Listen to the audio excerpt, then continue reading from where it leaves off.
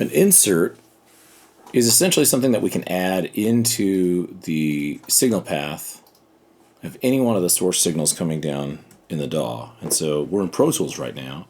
So if I take a look at this electric guitar and I highlight this and I go listen to it, anything that's routed in this insert column is essentially being inserted into the signal path, and it will affect what's happening underneath, which means a couple things. One of those is if I turn down the volumes either incoming or outgoing on my insert, it will affect the overall volume of the track. So let's listen for a second.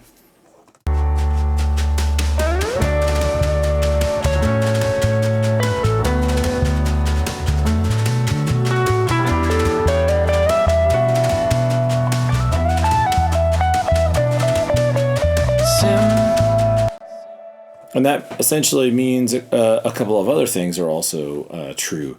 If we start to stack up more and more inserts or in this chain, we have a lot of devices that are then being routed through, and we can see some degradation in the audio signal path if we're not paying mindful attention to what are the volumes coming in and going out of those devices. Now that leads us to plugins. So plugins are the digital representation of hardware inserts that come in a variety of styles, and they basically mimic a lot of what's out there in the real world. It's like this is a plugin. It's the digital version of the SSL E channel, but the SSL E channel is really a full analog device. But this is the digital representation of it. So they're modeled after them. What's great about that, though, is when we talk about plugins, is there's a number of things. One of those that makes this totally worth it, especially if you were trying to even decide, should I go buy a physical hardware device that's analog or use a bunch of plugins? Well, you're going to get a little bit of a better sound, and I say a little bit most of the time because it's not like this almighty thing, but you're going to get a bit of a better sound with vintage classic tone. But the problem with it is you have to manually set it, which means that when you move from song to song, you have to change all these knobs on a physical device, and you lose a lot of time in doing that process. And so it's actually more, from what I have felt in using vintage gear, is it's not as graceful. It's a lot more accident prone. Meaning, like if I accidentally set up one of my volumes the wrong way, and maybe even just I had the mids turned up a little too loud on a track, and I printed it that way, finalized it, moved on, and then went back and I heard it and I said, oh, you know what? This would sound so much better if I just turn this one thing down. It's a lot harder to go back to the physical equipment and have to reset all these knobs in order to get back to where we were to make that last edit. So the beauty of this is, with a plugin, we can actually save all of our presets, and every time we open and close our sessions, no matter what DAW you're in, as I close this session, when I open this one back up, this thing's set just the way that I left it. So if I'm like, you know what, it just needs a little bit more low end, I can just come back to it, even if it's several years later. Oh, yeah, you know, all it needs is a plus 3 dB at 200, and that's all I need, and done. Push print, or really bounce and go. And so being able to save presets, creating your own is just a fantastic world. Being able to load presets that come from all of these other engineers that put them together to give you a starting point.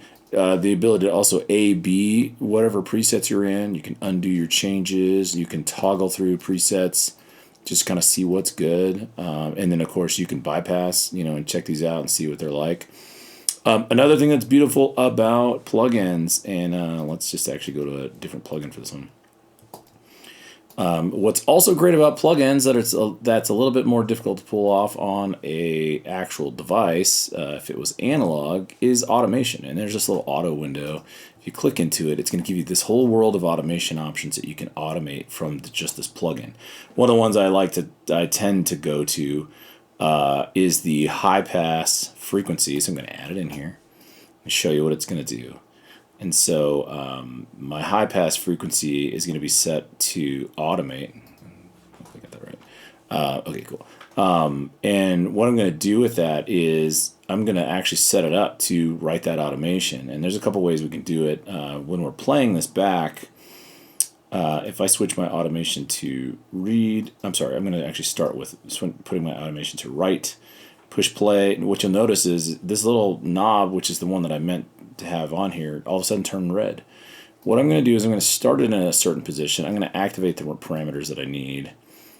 And I'm just going to start to slide it as I push play. So when I push play, I'm going to move it around, and it's actually going to write, as long as that's red, anything I do with this knob. So check it out.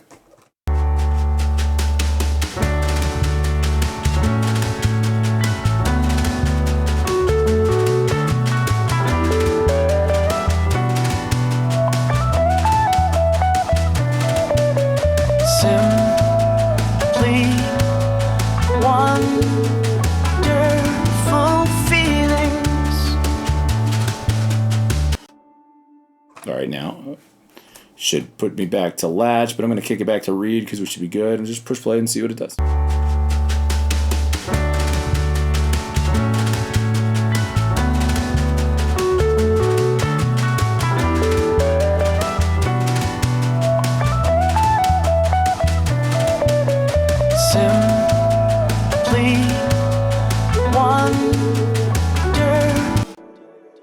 So the beauty of this is, of course, with our plugins, we're actually able to automate. We can actually automate all of these parameters. We could, which is crazy to do. Like in before the digital realm, we could do this. We would just have to manually move knobs, on an analog device, and it was a bit accident prone. If you didn't get the right timing, it didn't feel right. But I mean, it was definitely a more hands-on approach.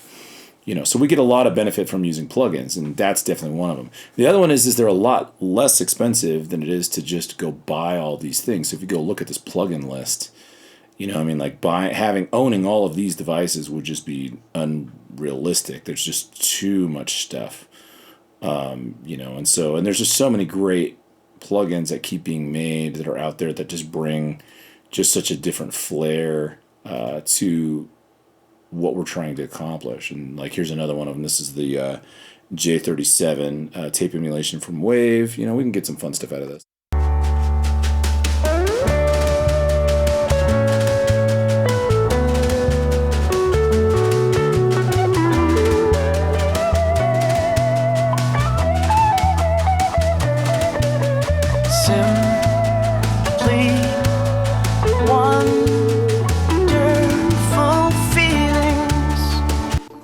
And you can quickly see there's a lot of really great stuff that's out there that can be done with them. But the plugins and inserts are really what make the sound. And I kind of just, from my perspective, I look at it in two different ways.